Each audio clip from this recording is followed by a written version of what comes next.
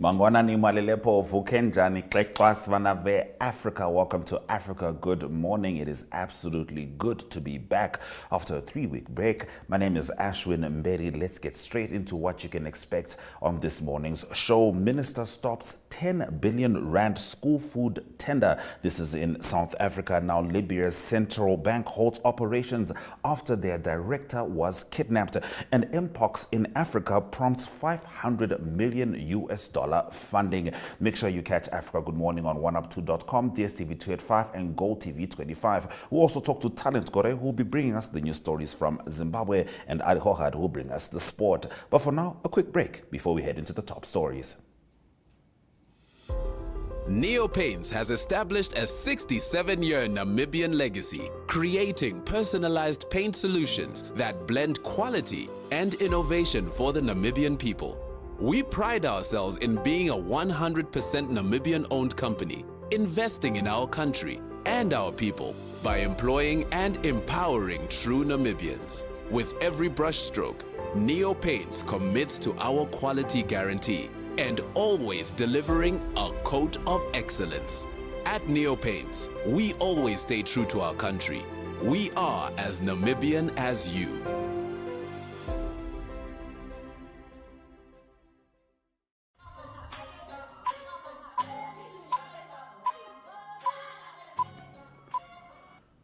We start off in South Africa, where Minister of Basic Education Siviwe Gwarube has reportedly halted a 10 billion rand tender that was quietly issued before she was appointed. The National School Nutrition Program feeds over 9 million children a day. Now, the tender called for a single supplier to act as a managing agent for the National School Nutrition Program.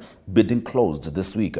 According to the Sunday Times, the proposal was put out after May's elections, while political negotiations were ongoing and the department had no minister in place. It was reportedly brought to Gwarube's attention by a whistleblower who raised concerns over possible corruption. Gwarube put the brakes on the tender and sought legal advice on the matter. I have raised some concerns about this, particularly focusing on the integrity of the procurement process for such a large expenditure and the capacity of any single service provider to reach more than 9 million learners across the country every day. Now, Libya's central bank has announced the suspension of all its operations after a senior employee was kidnapped in the capital, Tripoli. The bank denounced the abduction of its information technology director, Musab Salem, in a statement on Sunday. They said Salem was taken from his home by an unidentified party on Sunday morning and that other employees had been threatened with kidnapping. The central bank says operations will not resume until Salem is released. The central bank, which is independent but owned by the Libyan state, is the only internationally recognized depository for Libyan oil revenues, a vital economic income for a country torn for years between two rival governments in Tripoli and Benghazi. Now, heads of state and government from the 16-nation Southern African Development Community gathered in the Zimbabwean capital, Harare, on Saturday for a scheduled summit. It took place as the region faced multiple challenges, including an ongoing drought, protracted fighting in the Eastern Democratic Republic of Congo, and the outbreak of a new and more deadly strain of the Mpox virus. The DRC has also been the epicenter of the epidemic, which has spread to at least 9 neighboring countries, with cases recorded in Sweden and Pakistan. Earlier this week, the World Health Organization declared the spread of the new strain a public health emergency of international concern. SADC's Executive Secretary Elias Mahosi began by extending solidarity and support to member states affected by Mpox. We further request the World Health Organization, the Africa Centers for Disease Control and Prevention, and other partners to avail the resources towards the Mpox response in the region, he said. Now, Malawi's main opposition party, the Democratic Progress Party, endorsed on Sunday former President Peter Mutharika to be its candidate in next year's presidential election. Mutharika, 84, who was president from 2014 to 2020, said in his acceptance speech he and his party would fix the economy, whose growth has been anemic and plagued by foreign currency shortages that led to a lack of fuel and medicines. He will face President Lazarus Chakwera of the Malawi Congress Party, who will be seeking a second term at the election scheduled for September 16, 2025. We come from a background of winning from the opposition. We will do the same next year. We're coming to fix the economy, Mutharika told his party's national convention in the commercial capital, Blantyre.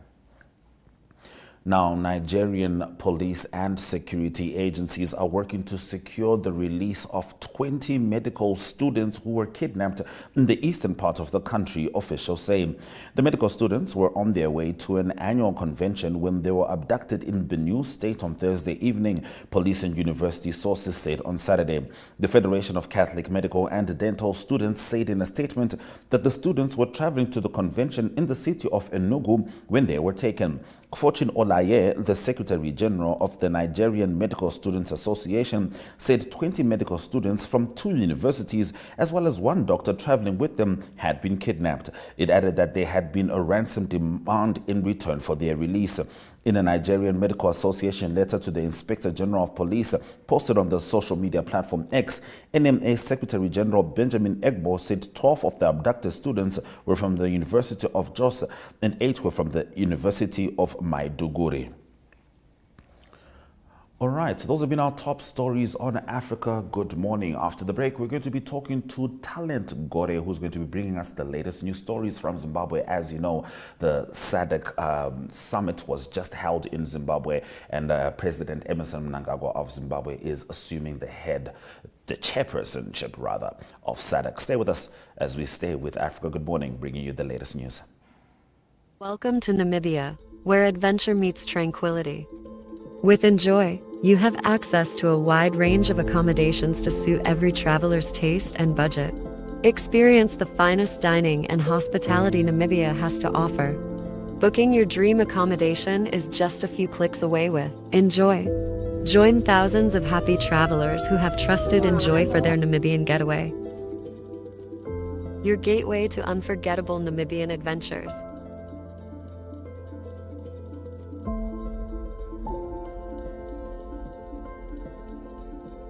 Visit us today at enjoy.my.na.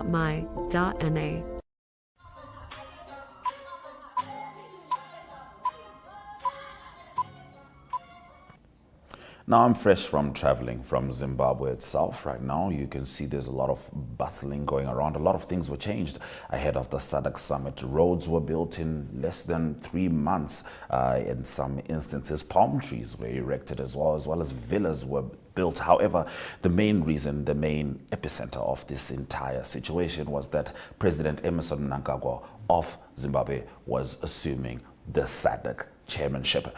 Here to give us that story and more stemming from Zimbabwe, including the Zimbabwe Revenue Authority commencing tax collections for fuel in transit, as well as Chinese nationals who were arrested in Zambia for smuggling gold from Zimbabwe. Here's Talent Gore to bring us those stories. Talent Wamukase, good to see you, sister.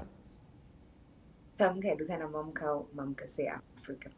So President Emmerson Mnangagwa has officially received the SADC chairmanship badge from the outgoing chair, the president of Angola, Gonçalves, to mark the beginning of his reign. President Emmerson Mnangagwa pledged to build on the foundation laid by his predecessors and work to achieve Gore. And apparently during the ceremony, 13 presidents out of the 16 that was supposed to be there were absent, and one of the president who was absent was the president of Zambia, Hakainde Hichilema, which sparked a lot of controversy and debates in Zimbabwe as to why he was not present. Apparently, President Hakainde Hichilema, who was also the chairperson of the SADC African Development Community, Troika on Politics, Defense and Security Cooperation, actually appeared on Friday during a virtual meeting whereby he handed over to the Tanzanian President Samia Hassan, who is now the chairperson. The summit also concluded with a renewed commitment from all member states to work together towards a peaceful, united, and prosperous SADC region. President Emerson Mnangagwa pledged to ensure that all SADC regions are united and they foster good relations and ensure that the SADC community goes a long way further in developing their nations. So that is all on that in regards to the SADC summit which happened in Zimbabwe. Apparently those countries that were not present, they sent their representatives, and President Hakainde Hichilema of Zambia sent his foreign minister to represent him during the summit. And my next story, the Zimbabwe Revenue Authority has commenced tax collection for fuel in transit as part of the broader strategy to minimize transit fraud. Apparently, the Minister of Finance has said that a lot of fuel companies will be in transit. They are committing a fuel fraud in Zimbabwe, whereby they are in transit, but on their way they are selling that fuel, and it doesn't go to where it's intended to go. So the finance minister has said that the sorry, the finance minister said that the electronic cargo tracking system that was being used by the tax collector Zimra had failed to stop transit fraud. So with effect from August 10, 2024, all fuel, petrol, diesel, paraffin, and Jet A in transit imported through ports of entry by road is now required to pay duty and levies on entry. Apparently, under the new policy, the duty and levies will be refunded at the port of exit upon compliance with all the transit procedures, including submissions of proof that the fuel has been exported. So right now, each and every fuel that will be in transit, they are now supposed to pay a certain fee upon their entry, and they'll get that fee when they are now leaving at their port of exit, when they are now leaving Zimbabwe, to ensure that the government is trying to ensure that fuel fraud is not okay in Zimbabwe, because a lot of fuel fraud has been happening in the past. And now my last story. The Zambian police have arrested 2 Chinese nationals, and they recovered 29.9 kgs of gold and 200,000 States dollars in cash, which had been smuggled from Zimbabwe. Apparently, the gold was hidden in secret compartments on the door panels of a Zimbabwe-registered Toyota Land Cruiser Prado, and the Zambian police spokesperson Hamonga named the 2 Chinese nationals as Zhao, a female, and Zhao Changson, a male. The duo was arrested on August 12 in an intelligence-led operation. The seized gold has an estimated value of 2.3 million United States dollars, and the police said that acting on reliable intelligence, they initiated an investigation and conducted a thorough search of the vehicle in which the suspects were traveling in. During the search, the officers discovered a substantial amount of cash and 29.9 kgs of gold. Well, this is not the first time that Chinese nationals, or rather just anyone in general, even Zimbabweans, have been caught with gold, trying to smuggle the gold outside of Zimbabwe. Apparently, Zimbabwe is said to lose more than 1 billion of gold per year to smuggling. So this just shows you how much we are losing to smuggling in Zimbabwe, because we have a rich amount of minerals, and most of these, they are being lost to smuggling. So those have been my stories today, and thank you very much for having me. Thank you very much, Talent, for bringing us the news stories from Zimbabwe. Unfortunately, I didn't get to see you when I was in Zimbabwe, but it was beautiful being in the country and seeing some of the progress that's happening there, and of course, identifying the things that are missing. All right, so Talent Gore brought us the news from Zimbabwe. We're going to have a look at the weather predictions just before we get into economic news.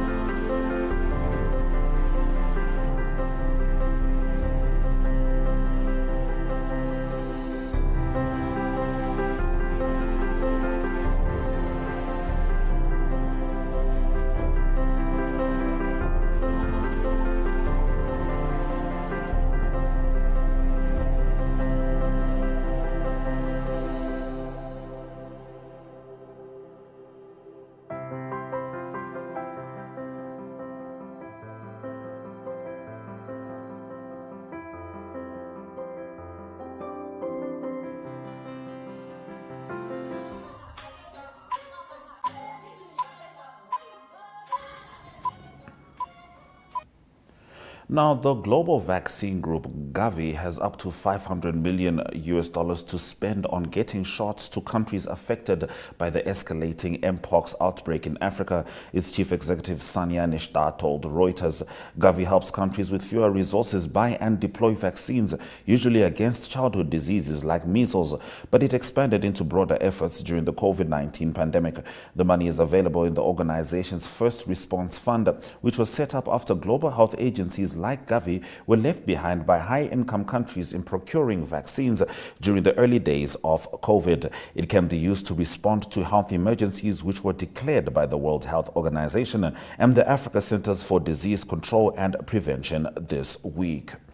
Now, in Namibia, the Ministry of Agriculture, Water and Land Reform says it has lifted the ban on importing live poultry and birds from South Africa. Simultaneously, the ministry has suspended the import and in-transit movement of live poultry from Brazil. The ministry's acting chief veterinary officer, Johannes Chopala, said importers can now resume bringing in live poultry and birds from South Africa, provided they meet specific conditions.